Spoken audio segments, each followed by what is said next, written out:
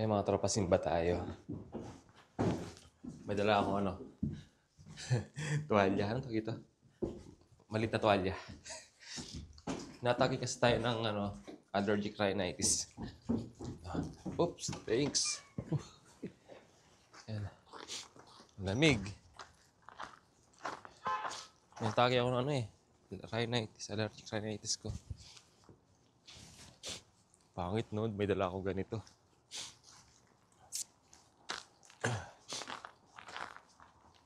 Kanina ang lakas ng snow. Hindi na namin kanina. Talagang lumikot pa tayo ah. So dalawa kami ngayon magsisimba, si parang Jomar.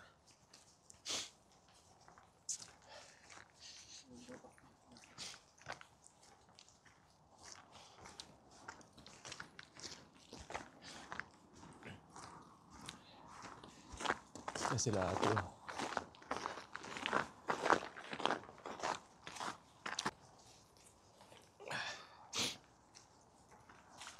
Diyan ako nadulas dati oh.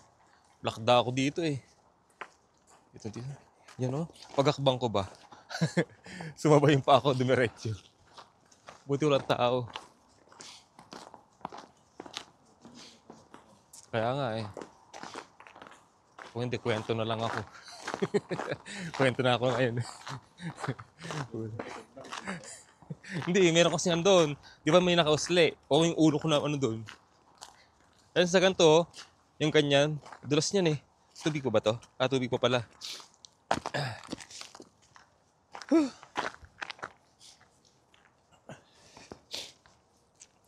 Update ko lang kayo mga tropa, no?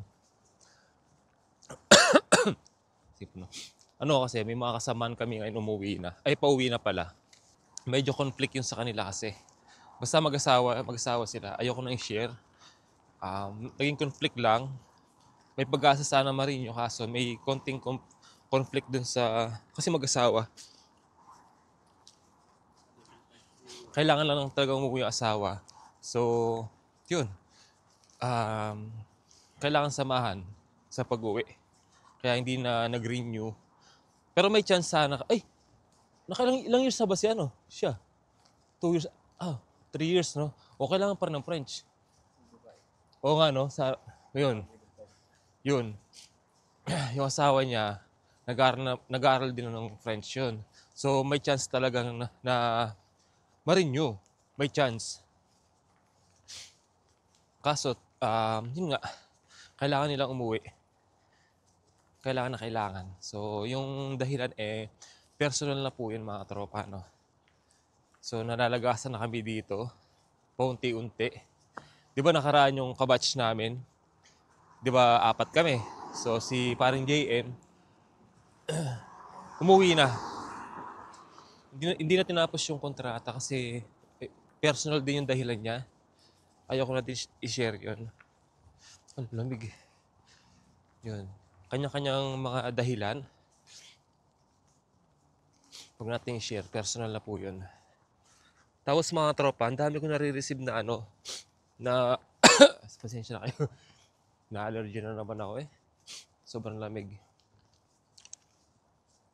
Tapos ang dami ko nare-receive na comment, tapos message na yung iba pauwi na din ng early next year, mga January ganyan.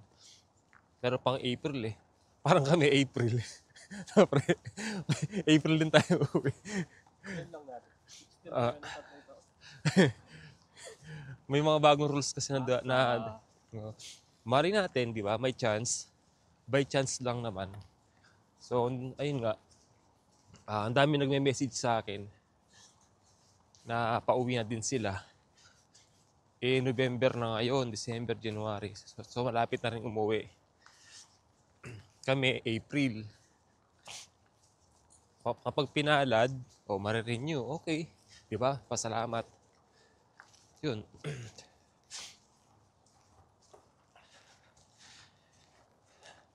So, ang gulo kasi talaga dito, ang taas din ng mga rate nung mga unemployed sa bawat provinces, sa mga city. Yan. Kasi pag mataas yung mga yung rate nung unemployed dito, ng mga local, hindi na sila kukuha ng mga foreign workers. At syempre, magbabawas sila ng mga temporary foreign workers sa lugar na yon para mabawasan yung mga unemployed nila na local. Di ba? Yun. Kaya sobrang hirap talaga. Kaya kapag nararinyo kami dito, pasalamat na talaga.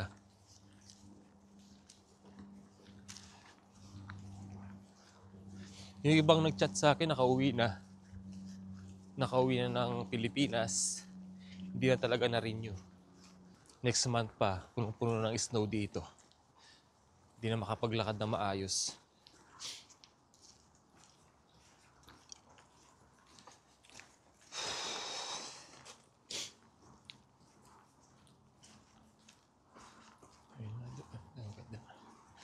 Ang bata ko.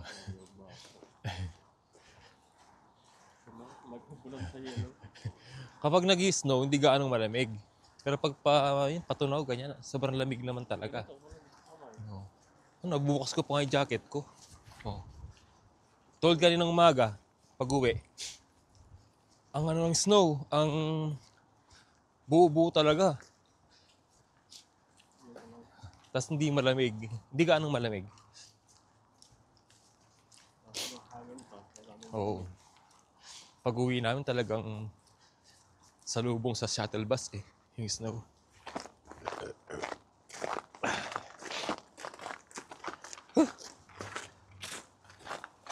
Hirap kapag may allergic rhinitis.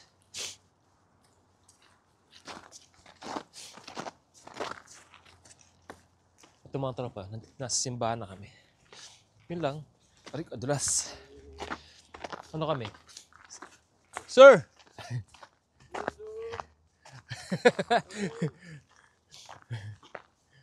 How are you, sir?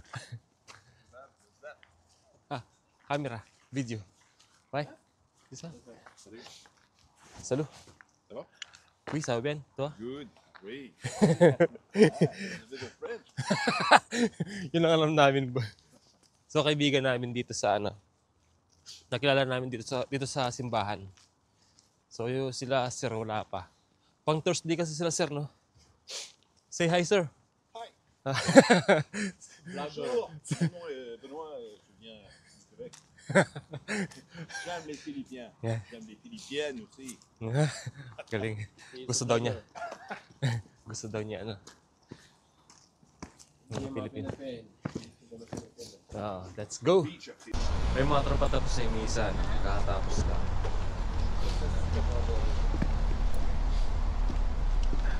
Diretso na tayo sa Diyan po to. Gamot mo. Bibili muna akong gamot, mga tropa talaga. Bahing ako ng bahing sa loob ng simbahan.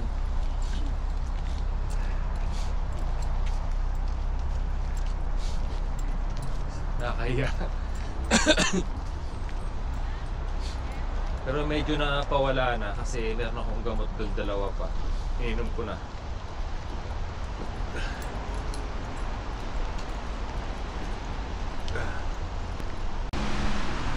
Daan ba tayo metro, pre? May repolyo kaya doon? Sa metro? Mahal nga lang, no? Pero bibili ako. Ilaga ko na lang yung sabi yan, yung bato-bato.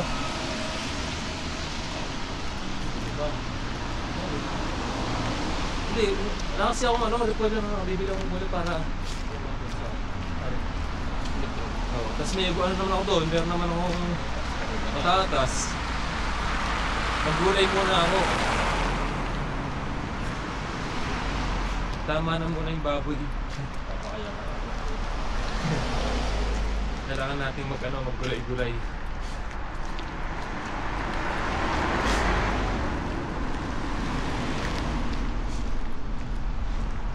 Wala pang gaano ngayon. Buti pa sa looban, maraming nakagayak ng masko. Dito sa harap, wala Yung sa likod, marami. Mga pagkain Janet, baka may pagkain. Ay, pogi pala siya. Daan sana kami dito kala Maring Janet Baka may pakain. Libre ng pagkain.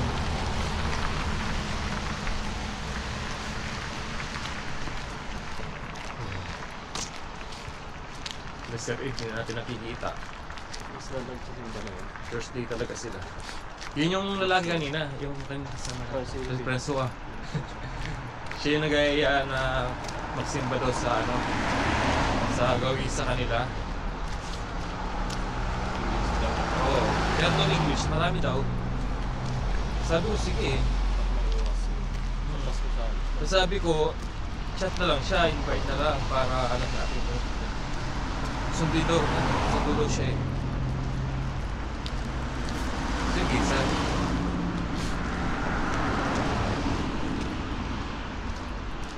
Kung saan lang sa Lainiyas. Oo. Doon tayo makapagsimba.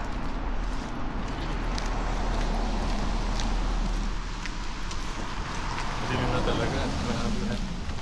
Sabagay sa Pinas din naman, pag magpapasko, ayun din naman, di ba? Bago ano kami. Alas 6 pa lang yung madilim na. Sama ko nga yun. Wala ko sa kasot naman. Grabe yung ano.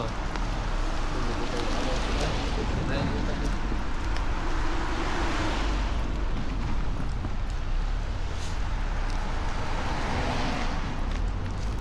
Yun ako gamot para kasi pag ganyang malamig malamig na atake na ako ng allergic rhinitis lalo na pag umaga kaya nung umaga lang to eh pag uwi tsaka yung bumaba kanina yung umaga Bakit? eh nahiya naman kami magpadaan gawa nung hindi na pumasok sila Bernard Hindi sila may kanya. hindi na diretso na yun eh kasi Tagabi. kagabi dumaan sila kasi hindi nila alam na hindi mo kasi yung dalawa. Kaya nung umaga. Hindi na, nahiya na ako. Pero nung una, sabi ko sa ano, doon sa mga apartment natin, yung sabi ko, garage kasi ikot na yun eh, sabi ko. Nakakaya naman ipapasok pa sa loob. Sino nag-drive? Yung mabait na matanda. Tapos, sabi ko, dyan na lang sa ano, sa labo ko to. O sa Jan Cotto. Oo, nakagamit ko si. Nag-selfie pa. ito lang may gayak ko. May heart pa. Yan lang may gayak eh.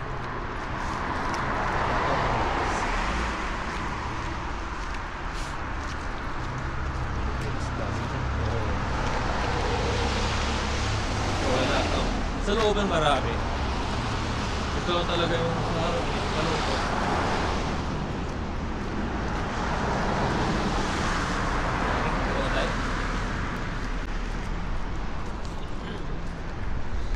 Dahil muna kami dito sa Janko.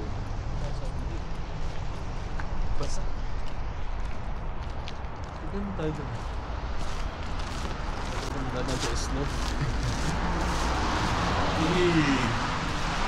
Waterproof naman to eh. Yung tinatabi ng tubig. Dahil tayo sa Janko.